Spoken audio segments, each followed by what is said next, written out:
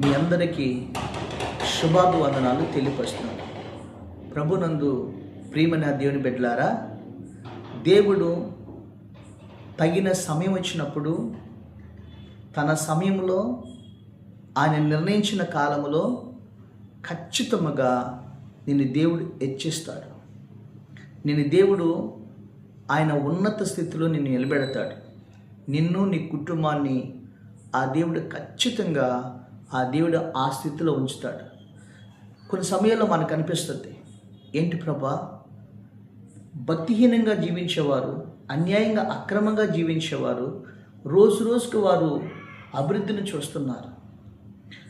మోసం చేసేవారు, దగా చేసేవారు నా చుట్టూ ఉన్నారు, కానీ రోజు రోజుకు వాళ్ళు హెచ్చించబడుతూ అభివృద్ధి పొందుతూ ఉన్నారు అని నీ హృదయంలో కలత చెందుతున్నావా? మనసులో నొచ్చుకుంటున్నావా?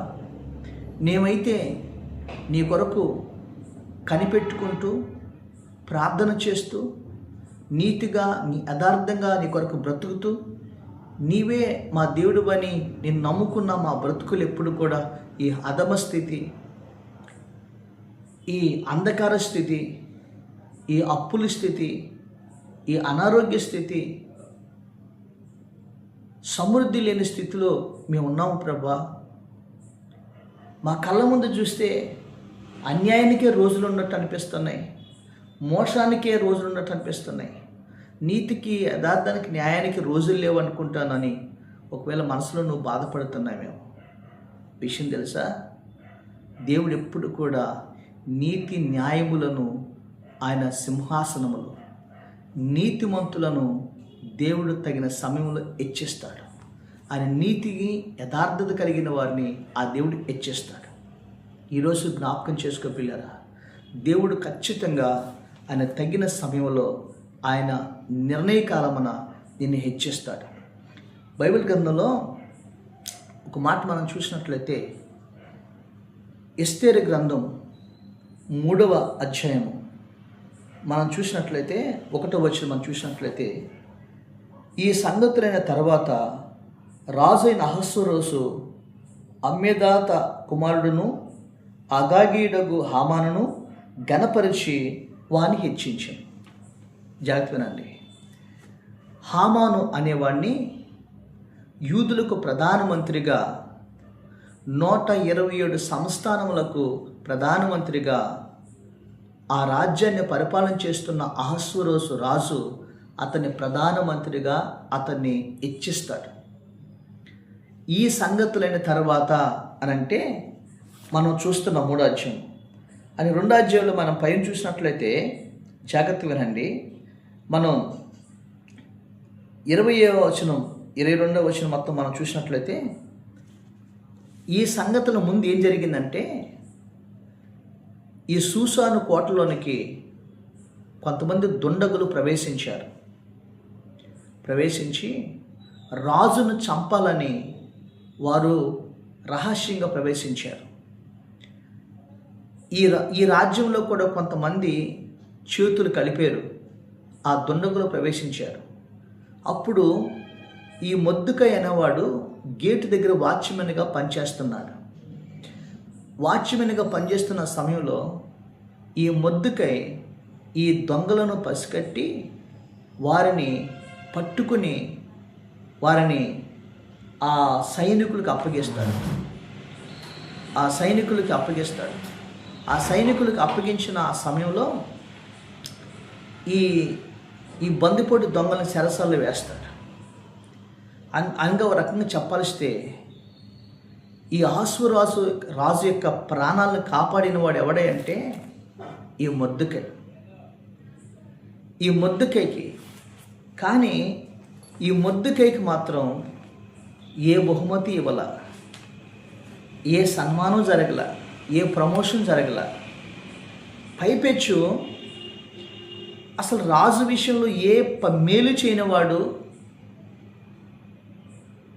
ఏ కార్యము చేయనివాడు అయినటువంటి హామాను ఉన్నాడే, వారిని తీసుకొచ్చి యూదులకు ప్రధానమంత్రిగా హెచ్చించాడు. కానీ మేలు చేసిన మొర్దెకైకి కనీసం చిన్న బహుమతిగా ప్రమోషన్ కూడా ఇవ్వాల. మనమైతే ఏమనుకుంటాం, అసలు హెచ్చించాల్సింది ఎవరిని? మేలు చేసిన వాడిని. రాజు సాక్షాత్తు ప్రాణాలు కాపాడినవాడు. అయితే మనమైతే ఏమనుకుంటాం తెలుసా? నేను ఎంత కష్టపడినా, ఎంత నమ్మకంగా ఉద్యోగంలో ఎంత నమ్మకంగా చేస్తున్నా, నేను ఎంతగా నీతిగా చేస్తున్నా నాకే ప్రమోషన్ రావట్లా, నాకే మేలు కలగట్లా. కానీ మోసంగా అన్యాయంగా జీవించే వాడికి మాత్రం ప్రమోషన్ల మీద ప్రమోషన్లు వస్తున్నాయి, బహుమతుల మీద బహుమతులు వస్తున్నాయి అని కొన్ని సమయాల్లో మనం బాధ పెడతాం కదా. కానీ మొర్దెకై మాత్రం మౌనంగా ఉన్నాడు, తన పని తను చేశాడు. అయితే రెండోది ఏం చేసిందంటే, ఈ హామాను ప్రధానమంత్రి అయిన తర్వాత వాడు యూదులకు ఆ రాజ్యంలోకి వస్తున్నప్పుడు అందరూ సాగిలపడి అతనికి నమస్కారం చేస్తున్నాడు. కానీ మొర్దెకై మాత్రం ఏం చేయలేదు తెలుసండి? అతను సాగిలపడలేదు, అతనికి నమస్కరించలేదు, అతనికి సాగిలపడలేదు, అతనికి నమస్కరించలేదు. అప్పుడు ఆ సమయంలో ఏం జరిగింది అంటే, అడిగాడు, ఏమయ్యా ప్రధానమంత్రి వస్తున్నాడు, ఆయనకి మనం సాష్టాంగ నమస్కారం చేయాలి కదా అని అంటే, యూదులకు కొంత చాలా ప్రాముఖ్యత ఉంటుందండి. ఆ యూదులు ఏం చేస్తారంటే, యూదులు ఖచ్చితంగా దేవుడి ఆజ్ఞలను పాటిస్తారు. పైన ఆకాశం అందు కానీ, కింద భూమి అందు కానీ, భూమి కింద నేల ఎందు కానీ ఏ రూపమును చేసుకొనకూడదు, సాగిలపడకూడదు అని దేవుని వాక్యం సెలవిస్తున్నట్లుగానే ఈ యూదులైన మొర్దెకై అంత నమ్మకంగా ఉంచాడు. ఈ హామాను గర్వంతో చూసినప్పుడు అప్పుడు మొర్దెకై అడుగుతాడు, ఏమంటాడంటే 3వ అధ్యాయం 4వ వచనం చూసినట్లయితే ఒక మాట అంటాడు, నేను ఆ పని చెయ్యలేను అంటాడు. దేని స్తోత్రం. నేను ఆ పని చేయజాలను అంటాడు ఆయన. 4వ వచనం చూసినట్టు ఏనగా నేను యూదులను కనుక ఆ పని చేయజాలను అంటాడు. నేను క్రైస్తవుని, నేను యూదుని కాబట్టి నేను ఆ పని చేయలేను, నేను గౌరవిస్తాను కానీ ఆ పని చేయలేను అంటాడు. జ్ఞాపకం చేసుకోండి. అప్పుడు ఏం జరిగింది? ఈ హామానుకి చాలా గర్వంతో ఊగిపోయి అప్పుడు మొర్దెకై మీద పగబట్టి ఆ మొర్దెకైని చంపటం కోసం తన యోధా జాతి మొత్తం మీద అతడు ఒక శాసనం తీసుకొస్తాడు. ఏమని తెలుసండి? యోధా జాతి మొత్తాన్ని ఒక్క రోజులోనే చంపివేయాలని శాసనం తీసుకొస్తాడు. హామాను గర్వం. రెండోది ఏమైందంటే, మేలు చేసిన మొర్దెకైకి కనీసం ప్రమోషన్ కానీ బహుమతి రాల. పైపెచ్చు ఇప్పుడు ఏమైందంటే, మేలు చేసిన మొర్దెకైకి ఇప్పుడు కీడు జరుగుతుంది. అతని మీద, అతని జాతి వారి అందరి మీద మరణశిక్ష పడింది. మొర్దెకై కోసం 9 అడుగుల ఉరికొయ్యని హామాను ఇంటి దగ్గర ఏర్పాటు చేశాడు. పిల్లరా, మనకి ఎలా ఉంటుంది చెప్పండి? కొన్ని సమయాలు అనుకుంటూ, ఏంటి ప్రభా, మేలు చేసిన నా జీవితంలో కీడు జరుగుతుంది ఏంటి? ఆ రాజు ఏం చేస్తున్నాడు? నీ కోసం నిలబడితే ఈరోజు నాకు మరణశిక్ష, నీ కోసం నేను నమ్మకంగా బ్రతుకుతుంటే నా జాతి వారికి, మా అందరి మీద ఇలాంటి శాసనం తీసుకొస్తాడా? కొన్ని సమయాల్లో పిల్లరా, దుష్టుడైన అపవాది కూడా నీ మీద అనేక రీతులుగా అనేకమైనటువంటి నేరాలు మోపుతూ ఉంటాడు. మనుషులు అనేక నిందలు వేస్తూ ఉంటారు, నిన్ను చిక్కించుకుని నాశనం చేయాలని చూస్తూ ఉంటారు. అప్పుడు ఈ మొర్దెకై ఏం చేశాడో తెలుసండి? తన జాతి వారిని, తన వారందరిని కూడా పిలిచి దేవుని సన్నిధిలో ఉపవాసం ఉండి గోనె పట్ట కొట్టుకుని కన్నీరు కార్చి ఆయన ప్రార్థన చేస్తూ ఉన్నాడు.